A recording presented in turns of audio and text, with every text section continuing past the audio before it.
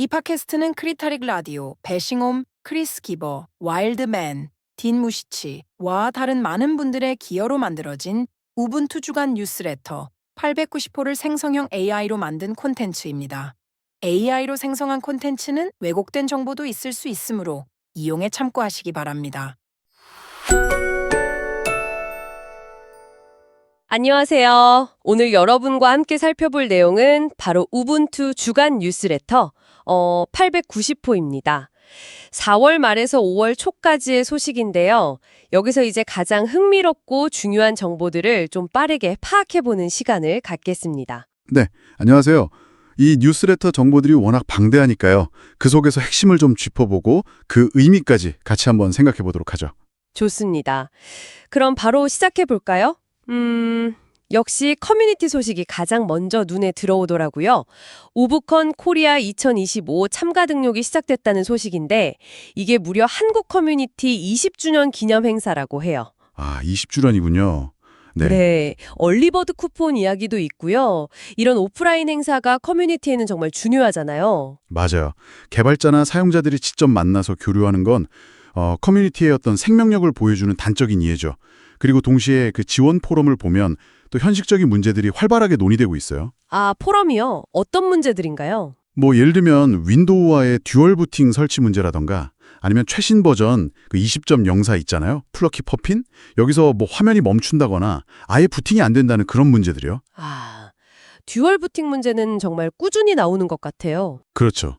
이게 이번 버전에 뭐 특별히 더 어려운 점이 있는 걸까요? 아니면 그냥 늘 있는 그런 과정일까요? 뭐 새 버전이 나올 때마다 하드웨어나 다른 소프트웨어와의 조합에서 좀 예상치 못한 문제가 생기곤 하죠. 그래서 이런 커뮤니티 포럼이 중요한 거고요. 사용자들이 직접 겪는 문제들이 좀 빨리 공유되고 또 해결책을 찾아가는 과정이니까요. 네, 부팅 속도 개선에 대한 논의도 보이던데 사용자들이 직접 겪는 문제에 대해 이렇게 활발하게 이야기하는 건 참 보기 좋네요. 네, 맞습니다. 자, 그럼 커뮤니티 이야기는 이 정도로 하고 이제 개발 쪽 소식으로 넘어가 볼까요? 드디어 우분투 25.1 공식적으로 시작됐습니다. 아, 네. 코드명이 퀘스팅 쿼카래요.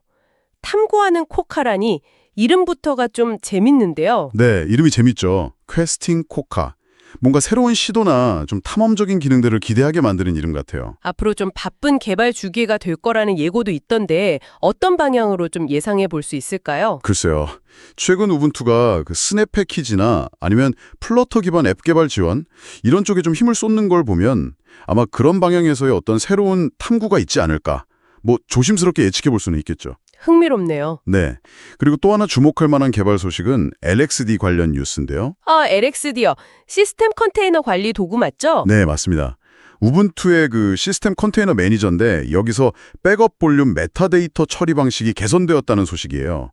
이게 왜 중요하냐면 재해가 발생했을 때 컨테이너 환경을 복구하려면 메타데이터가 정확해야 빠르고 안정적인 복구가 가능하거든요. 아, 그렇군요. 그냥 단순한 개선이 아니네요. 네, 이건 재해복구 프레임워크에서는 상당히 중요한 진전이라고 볼 수 있습니다. 컨테이너 사용자들에게는 실질적으로 도움이 많이 되는 업데이트죠. 그렇군요. 아, 그리고 GD넷 리뷰 이야기도 있었어요. 엑스우분투 25.04를 번개처럼 빠른 리눅스 배포판이라고 극찬했다고요. 아, 네. 그 리뷰 저도 봤습니다. 왜 그렇게 빠르다고 평가를 받은 걸까요? 우분투만의 특징이 있나요? 네, 엑스우분투는 그 XFC라는 데스크톱 환경을 쓰거든요. 이게 굉장히 가벼워요. 시스템 자원을 적게 소모하면서도 필요한 기능은 또 다 갖추고 있어서 특히 사양이 좀 높지 않은 컴퓨터나 속도를 중요하게 생각하는 사용자들한테 인기가 많죠. 아하. 번개처럼 빠르다는 평가는 그런 엑스우분투의 특징을 아주 잘 보여주는 표현이라고 생각합니다. 가볍고 빠른 환경을 선호하는 분들께는 정말 매력적인 선택지겠네요. 그렇죠. 자, 다음으로 하드웨어나 시스템 업데이트 소식도 좀 볼까요? 최신 엔비디아 570 드라이버 관련 소식이 있네요. 이게 우분투의 여러 이전 버전 사용자들을 위해서 백포트 되었다는 내용인데요. 네, 맞습니다. 특히 20.04 같은 LTS, 그러니까 장기 지원 버전을 쓰시는 분들께는 정말 좋은 소식일 것 같아요. 맞아요. 여기서 백포트라는 건 아시다시피 최신 소프트웨어의 기능이나 개선 사항을 이전 버전에 적용하는 걸 말하죠. LTS 버전은 안정성에 초점을 맞추다 보니까 보통 최신 기능 도입이 좀 늦는 편인데 이렇게 그래픽 드라이버처럼 성능에 직접적인 영향을 주는 요소가 백포트되면 안정성을 유지하면서도 게임이나 AI 개발 같은 최신 기술 활용도를 높일 수 있다는 장점이 있습니다. 오, 그럼 LTS 사용자도 최신 성능을 어느 정도 누릴 수 있게 되는 거군요. 네, 그런 셈이죠.